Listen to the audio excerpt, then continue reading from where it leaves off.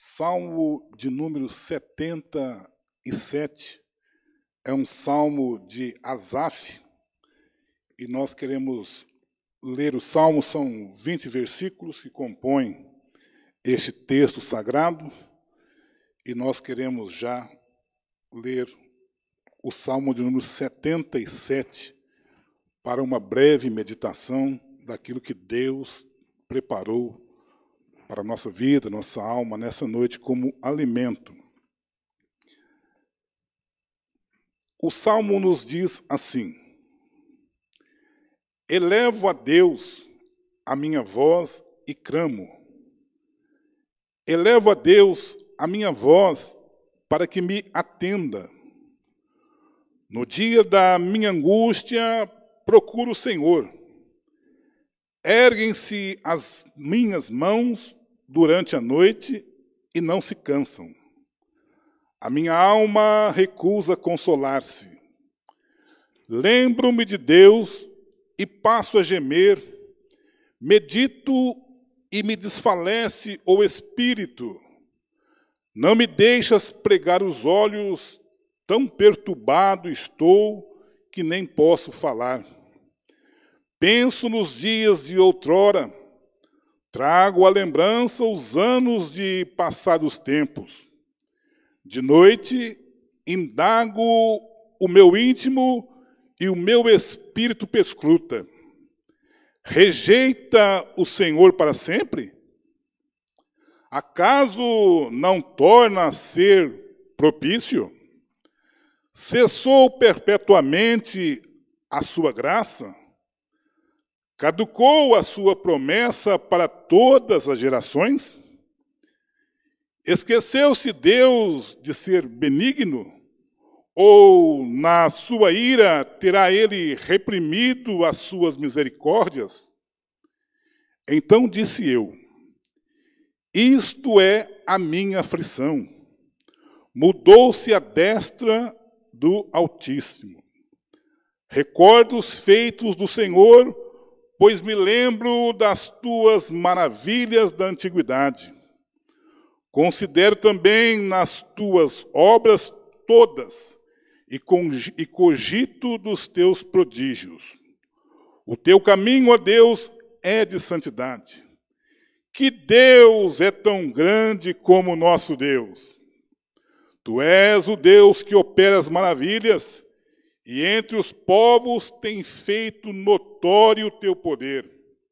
Com o teu braço remiste o teu povo, os filhos de Jacó e de José.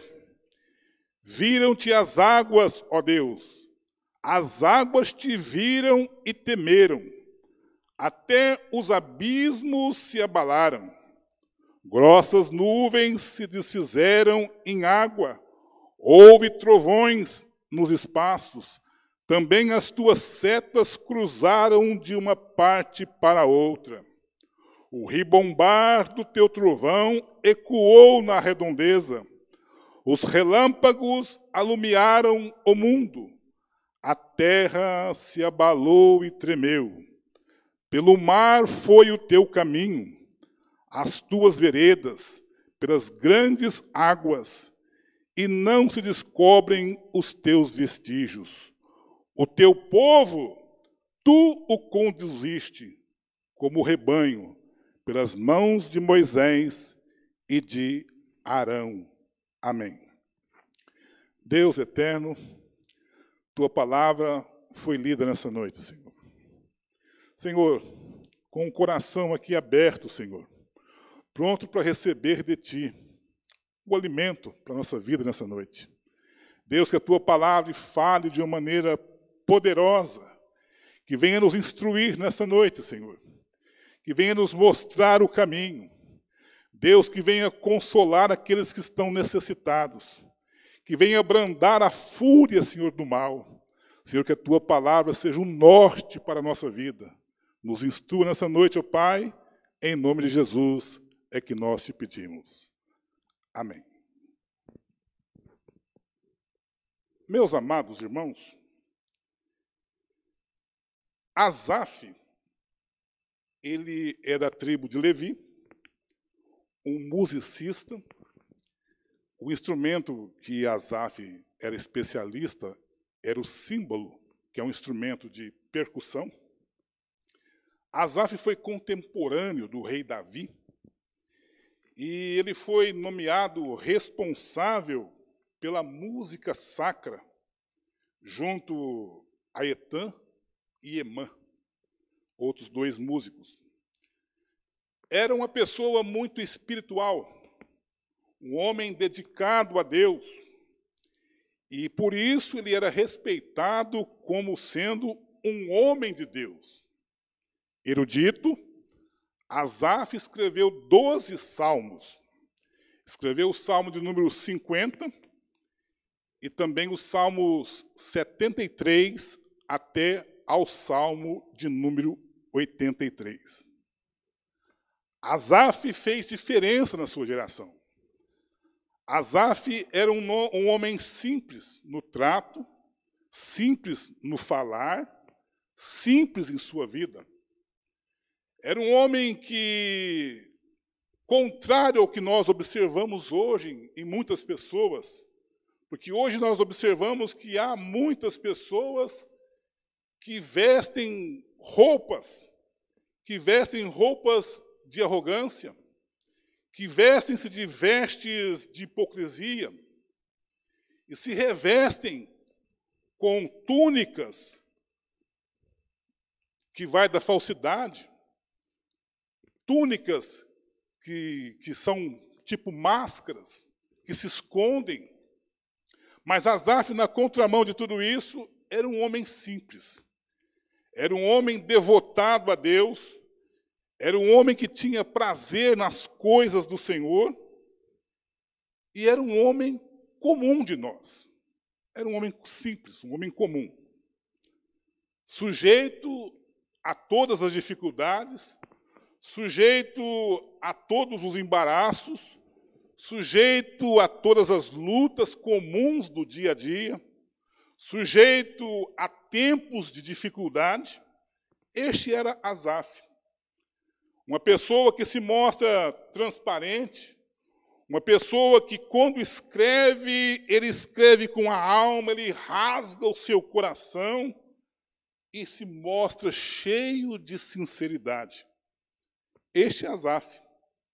E nós queremos, nesta noite, nesse pouco tempo que nós vamos meditar, mostrar essas peculiaridades de Asaf e tirar disso uma lição para a nossa vida, dos momentos difíceis que também nós vivemos, das dificuldades que nós enfrentamos, das lutas que travamos. Asaf, nesse Salmo 77, de 20 versos, ele começa, e nós dividimos aqui em duas partes. A primeira parte é a dificuldade que ele tinha em compreender os motivos do seu sofrimento. É bom destacar que, observando o texto, Asaf não apresenta o sofrimento que ele estava passando. Não apresenta o motivo, mas ele busca em Deus respostas para aquilo que ele estava passando. De uma maneira ética, ele não sai contando os seus problemas, as suas dificuldades. Mas nós vamos aprender com ele que o lugar certo de depositar tudo isso é aos pés do nosso Deus em oração. E aí, no primeiro e segundo versículo que nós lemos aqui, elevo a Deus a minha voz e clamo, elevo a Deus a minha voz para que me atenda. No dia da minha angústia procuro o Senhor, erguem-se as minhas mãos durante a noite e não se cansam. A minha alma recusa consolar-se. Então vemos um homem perturbado, um homem que, por certo, estava enfrentando uma séria luta, um momento de dificuldade. E aí nos faz uma pergunta, né? Nos vem aqui uma pergunta à mente. Nos momentos de dificuldade, onde procuramos ajuda? Onde nos socorremos ou recorremos? Alguns optam pela fuga. É o caminho mais fácil. Fugir do problema, fugir da dificuldade, não enfrentar, acovardar-se, correr, fugir, esconder-se. Outros vão afogar essas dificuldades na bebida, outros nas drogas. Mas e nós, que conhecemos ao nosso Deus? E nós, que servimos a um Deus vivo, um Deus tão grande? Qual que deve ser o nosso proceder? Qual deve ser o nosso comportamento diante das agruras da vida, diante das dificuldades da vida? O salmista Davi, no Salmo 121, ele diz assim, passando por dificuldade, passando por sérias complicações, lutas, perseguições, o salmista Davi diz assim, eleva os meus olhos para os montes, como que buscando uma resposta. E ele grita na sua alma, pergunta, de onde? De onde me virá o socorro? Mas o Deus que nós servimos, ele não desampara nunca. E esse Deus responde também dentro do coração do salmista. O meu socorro vem do Senhor, pois foi Ele que fez os céus e a terra. Então, Asaf, ele mostra isso. Então, no momento de dificuldade, ele não foge, ele não se esconde, ele busca a presença de Deus em oração, com o coração quebrado, com a alma ferida, mas ele busca Deus em oração. Essa busca, às vezes, ela pode não trazer um consolo imediato. Ela não traz uma resposta de pronto. Isso, às vezes, intriga, quando a resposta não vem de pronto, não vem de imediato. Hoje nós vivemos uma sociedade que acostumou-se com o fast food, é tudo pronto, é tudo já na hora. Não dá para esperar, não dá para aguardar. Mas isso é frustrante, quando a resposta, às vezes, o consolo não é de imediato, né? E nos versículos 5 e o versículo 6, nós vamos encontrar aqui, meus amados irmãos, 4 pontos ou 4 regrinhas para obtermos um consolo diante de uma aflição. Então, nós queremos fazer a leitura aqui, o versículo de número 5 e o versículo de número 6. Penso nos dias de outrora, trago à lembrança os anos de passados tempos. De noite, indago o meu íntimo e o meu espírito prescruta. Então, veja só. A primeira etapa para nós aprendermos aqui a obter consolo na aflição é considerar a bondade de Deus para com o seu povo desde a antiguidade. Começa a lembrar quantos feitos o Senhor já realizou para esta igreja. Desde quando você chegou aqui, na igreja do Senhor? Quantos feitos o Senhor tem realizado em favor do seu povo? Quantas conquistas, quantos avanços, quanta prosperidade, quantas benesses, quantas pessoas que chegaram diante do povo de Deus, se amealhou ali com o povo de Deus e foram recebendo as dádivas do Senhor e foram crescendo em estatura, crescendo em conhecimento, crescendo na graça diante de Deus, diante dos homens, foram prosperando na sua vida. Então, um ponto importante é isso. Nunca perder de vista, nunca deixar cair no esquecimento os grandes feitos que o Senhor Deus tem realizado a favor do seu povo desde a antiguidade. Um segundo ponto, a lembrança da nossa própria experiência passada. Se quando nós falamos aqui de uma maneira, de um lato, no sentido lato, dos benefícios que Deus fez para o seu povo, agora falamos de uma maneira estrita, pessoal, pontual, o que Deus realizou para cada um de nós. Faça aí um exercício nesse momento. Lembra quem você era. Lembra do seu passado, antes de você estar na presença de Deus. Olha o quanto que Deus já transformou a sua vida. Olha o quanto que Deus já trabalhou na sua vida. A gente lembra daquele corinho que as crianças cantam, né? Do homenzinho torto. Esse era nós. Jesus pegou esse homenzinho torto e transformou esse homenzinho torto. Então lembra disso, é um segundo ponto. Lembrança da nossa própria experiência passada. Um terceiro ponto, que é um ponto difícil de se tocar nele, é a autocrítica.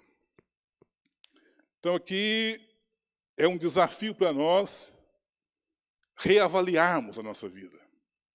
Reavaliarmos o nosso momento diante de Deus. E isso não é fácil.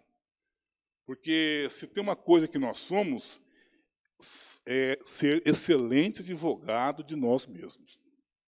Não existe melhor advogado do que nós mesmos nas nossas próprias causas. Mas o desafio aqui é para que façamos uma autocrítica.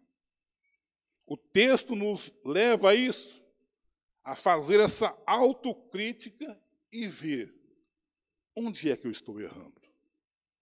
Onde é que eu estou em falta? Onde é que eu poderia fazer mais e não tenho feito? Então fica esse desafio. E um quarto e último ponto aqui, dessas 4 regras para o consolo na aflição, é o estudo diligente, aquele estudo minucioso da palavra de Deus. Se nós quisermos receber instrução de Deus, não existe outro lugar que não seja o seu livro sagrado. É aqui que está a palavra de Deus para a nossa vida. Então, fazer um estudo diligente dessa palavra. Versículo 7 até o versículo 9, nós encontramos assim, algumas perguntas. Rejeita o Senhor para sempre? Acaso não torna a ser propício? Cessou perpetuamente a sua graça? Caducou a sua promessa para todas as gerações? Esqueceu-se Deus de ser benigno? Ou na sua ira terá ele reprimido as suas misericórdias? Então são perguntas que insistem em nos desafiar nessa compreensão da grandeza de Deus. O salmista Asaf, ele não estava obtendo a resposta de pronto. E essa é uma das questões mais difíceis de trabalharmos. A ausência de respostas nos faz questionar. Nos faz questionar, se a gente for ser sincero conosco mesmo, igual Asaf está sendo aqui, cristalino, transparente, em abrir as suas vísceras espirituais e se mostrar o conflito interior que estava dentro dele. E aqui, então, temos essa questão. A ausência de respostas de Deus nos faz questionar o próprio Deus. É algo desesperador. Mas Davi, o salmista Davi, também diz assim: espera com paciência no Senhor. Aprendamos a esperar com paciência no Senhor. Irmãos, nós somos salvos na pessoa bendita do Senhor Jesus, eleitos desde a eternidade pelo Pai. Caminhamos aqui num aprendizado na terra para sermos pessoas melhores, cristãos melhores. E uma vez descoberto isso, para onde correremos nós? Diante da dificuldade? Será que há algum lugar que eu possa fugir e me esconder? A resposta é não. A resposta é: fica aos pés de Jesus. Fica aos pés de Jesus. O evangelista João, no Evangelho do Senhor Jesus, capítulo 6, e os versículos 66 até o 69, olha que interessante essa situação que pode ser enquadrada como uma situação pertinente a nós todos. À vista disso, muitos dos seus discípulos o abandonaram e já não andavam com ele. Então perguntou Jesus aos 12, porventura, quereis também vós outros retirar-vos? Respondeu Simão Pedro, Senhor, para quem iremos? Tu tens as palavras da vida eterna, e nós temos crido e conhecido que tu és o Santo de Deus. Só Jesus, irmãos, tem as palavras de vida eterna. Não adianta querer fugir, correr para um lado, correr para o outro, buscar um consolo em fontes erradas, em lugares errados. A resposta é: diante da dificuldade, diante da aflição, fica nos pés de Jesus, porque é Jesus que tem as palavras de vida e vida eterna. É Jesus que consola no tempo certo. É Ele que traz o refrigério para a alma aflita e cansada. É Ele que é o pão ao faminto, é água ao sedento. Não existe outro lugar, não existe outro caminho. Não tem outra pessoa que possa fazer isso, a não ser ficar aos pés da pessoa bendita do nosso Senhor e Salvador Jesus Cristo. Eu quero aqui abrir um parêntese sobre oração. Cada um, em particular, tem a sua maneira de orar. Uns oram dirigindo seu veículo. A minha esposa, ela tem um particular que ela ora sem cessar, ela tem uma vida de oração, e eu louvo a Deus pela vida dela. E ela ora ali, lavando os pratos na pia. É o momento dela com Deus. Ou você pode entrar no seu quarto, fechar a porta sobre si e orar em secreto a Deus. Você pode orar no templo. Cada um tem um particular na oração, uma forma de orar. Mas eu quero abrir aqui um parênteses para dizer que a oração, o ato de orar, não tem como finalidade proporcionar informação a Deus. Não é esse o objetivo da oração. Você municiar Deus com informações sobre o teu problema. Louis Berkhoff, um teólogo bastante conhecido no meio reformado, ele diz que o conhecimento de Deus ele é abrangente, é infinito e exaustivo.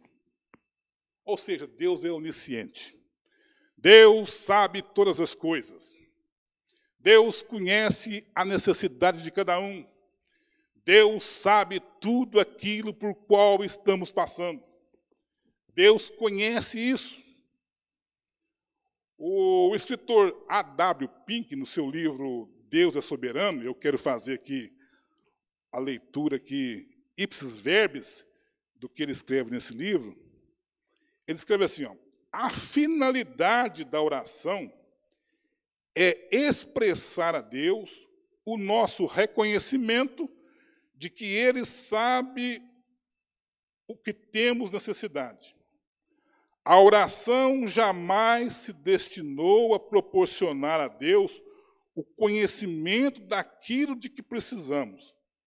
Antes, visa ser o meio de lhe confessarmos o nosso senso da necessidade que temos.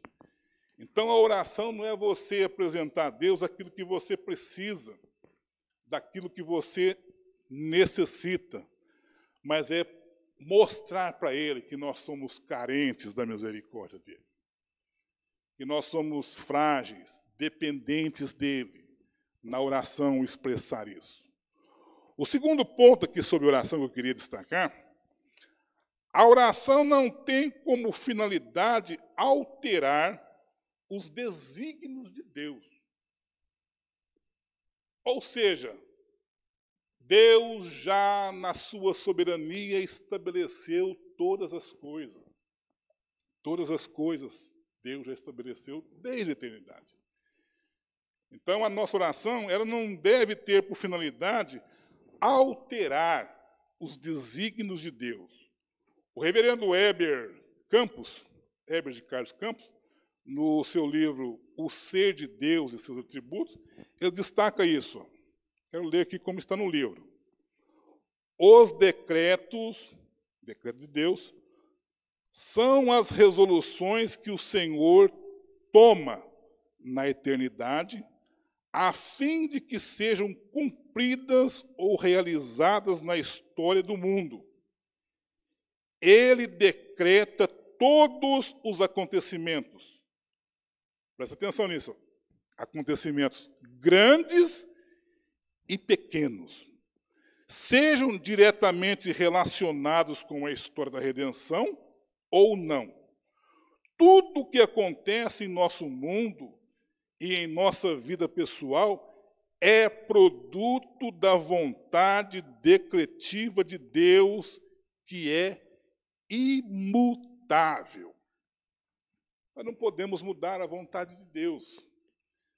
Se Deus quer que nós percorramos o caminho estabelecido por Ele, com certeza, rindo ou chorando, nós vamos percorrer, porque foi Ele que estabeleceu para nós aquele caminho. E a vontade decretiva de Deus, ela é imutável. Mas isso não impede que nós façamos questionamentos, né? E esses questionamentos, às vezes, são intrigantes, né? Como nós vimos aqui, o salmista Asaf elencar aqui essas perguntas, que são perguntas realmente intrigantes, né? Ele diz assim, ó, rejeita o Senhor para sempre? Acaso não torna a ser propício? Cessou perpetuamente a sua graça? Caducou ou perdeu a validade a sua promessa para todas as gerações? Esqueceu-se Deus de ser benigno? Ou na sua ira ele reprimiu as suas misericórdias? Então isso é uma questão do ser humano, diante da aflição, diante do calor, do ardor da luta, fazer esse tipo de questionamento. Mas eu louvo a Deus, irmãos, por esse salmo, porque Asaf não termina o salmo assim. Asaf, ele encontra em Deus consolo. Asaf, naquele momento de angústia dele, ele recebe o consolo de Deus, né? Na parte 2 aqui, nós vamos ver que Deus, ele é o poderoso Salvador do seu povo. Asaf, irmãos, ele encontrou esse consolo, ele transmite para nós, através desse texto sagrado, inspirado pelo Espírito Santo, ele transmite para nós ânimo. Ele enxergou ali a santidade de Deus, a onipotência de Deus, os atributos de Deus, o poder de Deus que faz a terra tremer. Nós lemos aqui do versículo 10 até o versículo 20, nós vamos encontrar ele resgatando isso, se recordando dos grandes feitos de Deus, da salvação de Deus a favor do seu povo, do Deus que não desampara, do Deus que não se esquece, do Deus que não abandona o seu povo, que está sempre presente, que está à frente nas batalhas, que está à frente liderando, dirigindo, orientando, capacitando, preparando o seu povo. Esse é o nosso Deus, um Deus grandioso, um Deus que nós devemos agarrar nesta palavra e saber que Ele é poderoso. Não há dificuldade alguma que Ele não possa resolvê-la, se isso for da vontade dEle. Todas as coisas cooperam para isso, porque nós servimos a esse Deus vivo, esse Deus que tem poder no céu, tem poder na terra. Ele guiou os escolhidos por meio de Moisés, por meio de Arão. Nós lemos isso aqui no Salmo, vimos isso no Salmo. E eu quero já partir aqui para o nosso encerramento, irmãos, porque ele disse que seria uma breve palavra, fazendo uma aplicação. Asaf se mostrou aqui muito ético. Ele não revelou em momento nenhum o motivo da sua ansiedade, mas ele rasga o coração, mostra a sinceridade e mostra para nós que achou, sim, resposta em Deus.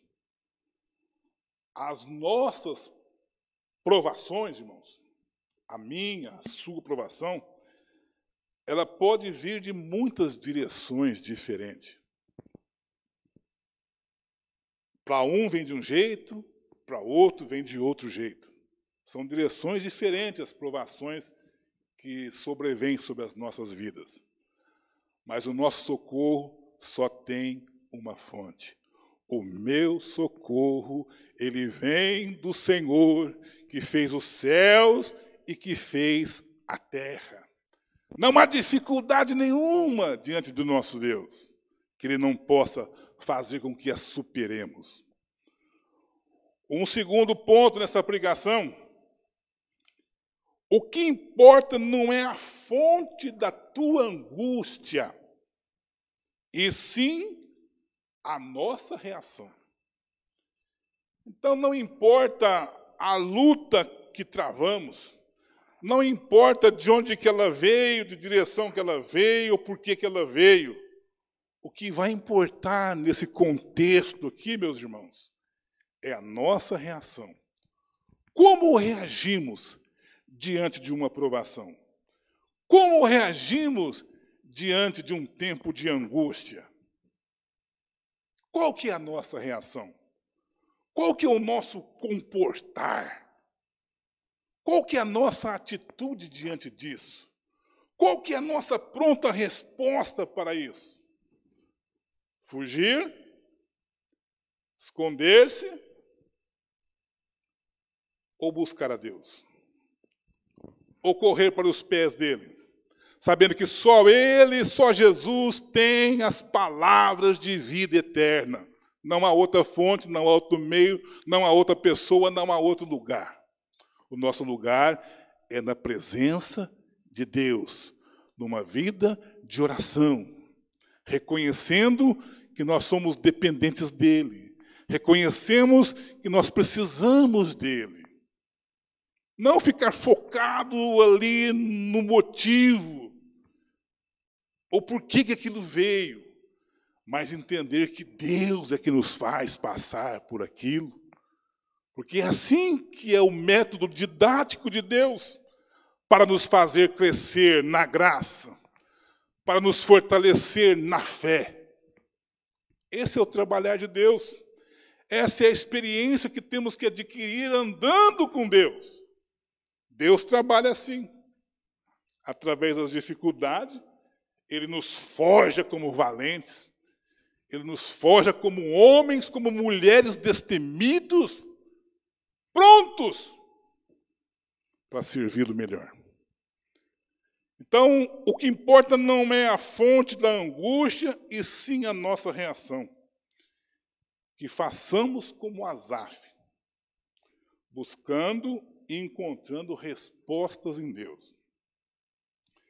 E o nosso modelo, irmãos, não é outro, senão a pessoa bendita do nosso Senhor e Salvador Jesus Cristo. Olha para Jesus, autor e consumador da fé. Anda como Jesus andou. Fale como Jesus falou. Sinta como ele sentiu. Procure Jesus. Mas, deixa eu te dizer uma coisa importantíssima aqui. Não procure Jesus no meio dos mortos, porque ele vive. Quando os discípulos ali, apavorados, assustados, chegaram ali no lugar onde havia sido sepultado o corpo do Senhor, um ser angelical pergunta para eles: por que vocês procuram entre os mortos aquele que vive? Ele não está aqui. Ele já ressuscitou. O nosso Deus é um Deus vivo, irmãos. O nosso Deus não é um Deus morto. Jesus vive. Ele vive no meio da sua igreja. Ele vive dentro do seu coração. Ele está vivo na sua casa. Ele anda contigo. Você pode sentir a presença dele na sua vida. Ele está vivo. Procure Jesus, mas não no meio dos mortos, porque ele vive. Anda com Jesus, fala com Jesus, sinta Jesus na sua vida. Amém?